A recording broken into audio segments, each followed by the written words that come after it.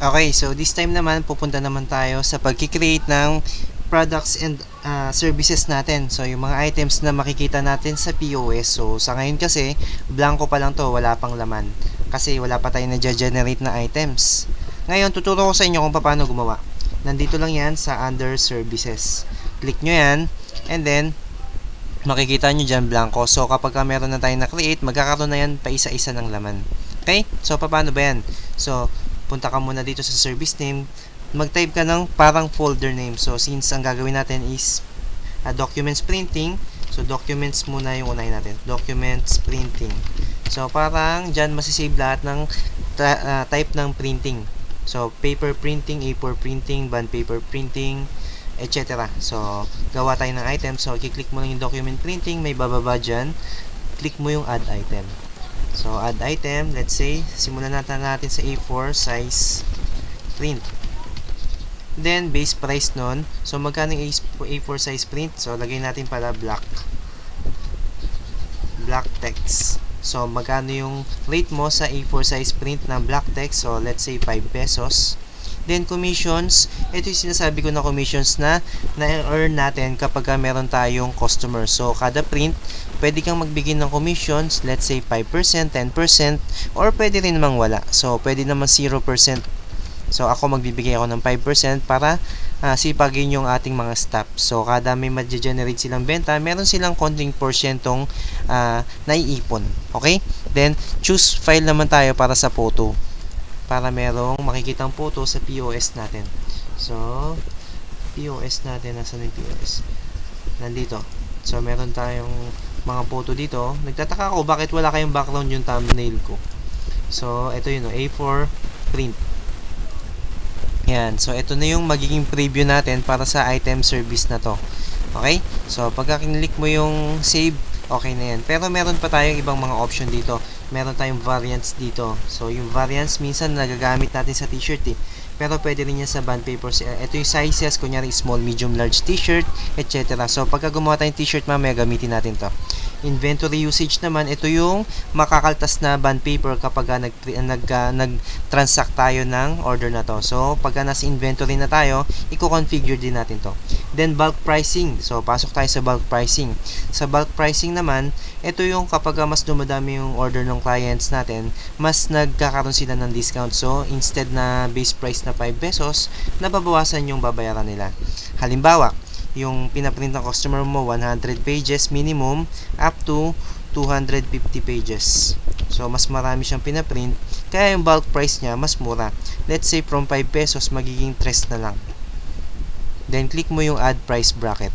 So, meron ka ng price range ng 3 pesos kapag yung pinaprint niya 100 pieces up to 250 pieces. Ngayon, pwede pa tayo magdagdag. So, let's say 251 pieces papunta sa 500 pieces. So, pwede mong ibigay ng kahit na 2.5, 250. Then, add price bracket mo na naman. Pwede rin naman siyang maging 501 up to 1,000 pieces. So, pwede mo na siguro siya ibigay ng kahit na 2. Okay. So, nasa sa inyo kung magkano nyo bibigay. Pwede rin namang walang bulk pricing, pwedeng meron. Okay, then after that, pwede nyo nang i-click yung save. So, meron na tayong first item natin sa document. So, marami pa yan. Siyempre, meron tayong A4 size print na colored. Meron tayong long, short, and A4. So, marami pa yan eh.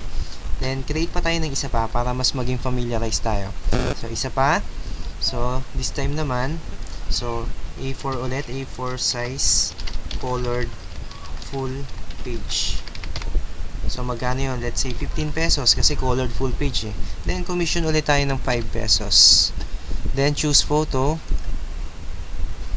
Nasaan na ba yun? Ito yun, A4 colored. So, ito. May preview rin tayo, syempre. Then, bulk pricing, meron din. So, para mapabilis tayo, hindi ko na muna lalagyan. Pero, lagyan nyo kung meron kayong oras. Okay? Then, save. So, ayan na. Dalawa na yung item natin sa documents printing. Okay? Now, gawa tayo ng ibang type of services. For example, mugs. Mug printing naman. So, syempre, hindi na yun under ng documents printing, kaya gagawa ka ng panibagong services. So, mug printing, then click mo yung save. So, dalawa na sila. So, documents and mugs. So, punta na tayo sa mugs. Add item tayo. Marami to, di ba? Merong sublimation white, merong magic mug, frosted mug. So, iba-iba siya eh. So, simulan lang natin sa plain white mug. Ay, mali. Ba't siya ako sinulat? Dito pala sa taas. Plain white mug. Base price natin, let's say 150 pesos. Commission ulit tayo ng 5%. Then, choose file tayo para sa picture ng mug. Yan. So, meron tayong sample ng mug. Meron din yung inventory later. Papakita ko sa inyo kung paano gumagawa ng inventory. Tapos, yung ito, blank lang natin yan. Then, bulk pricing ulit tayo. So, 10 pieces mugs up to, let's say, 25 pieces. Pwede nating ibigay ng 130 pesos. So, sa inyo yan. Kung mas mura sa inyo, mas mahal sa inyo, kayo mag-configure ng price nyo. 26 pieces to 50 pieces. Hindi mali. 26 to 50. That is 120. 110. Okay, 110. Then, 51 pieces to 100. Pwede na yan sa 100 pesos. Tapos, kahit 1,000 pieces umabot, lagay nyo lang sila lahat dyan. Okay? So, ano na yan. I-stack lang yan vertical, pahaba ng pahaba yung listahan nyo. Okay? Then, click nyo lang save. Okay, so meron na rin tayong items sa mug natin. So, yan na. Then, last, gawa pa tayong isa, t-shirt naman. So, t-shirt. Click mo yung save. Meron ka na rin para sa t-shirt. So, click mo yung t-shirt, then add. So, t-shirt, front print only. Front print only. Bakit dito ko na naman sinulat? Mali. Dito pala sa taas. Yan. T-shirt, front print only. Magkano? Let's say 200 pesos. Commission, 5%. Then, choose file tayo. T-shirt. Yan. So, ito na yung service natin. Ito yung sample picture natin. Then, ito yung sinasabi ko, item, option, and variant. So, ang base price natin, 200 pesos. Pero, pwede natin gamitin yung ating variant. So, size. Lagyan natin dyan size. Then, add option to group. So, under size, meron tayo dyan, let's say, extra small. Magkano mo bibenta yung extra small? Let's say, 150, and then 165. 165. Then, medium. Pwede na naman pare-parehas yung presyo. 165, 180. Large. 2. XL. Let's say, 190.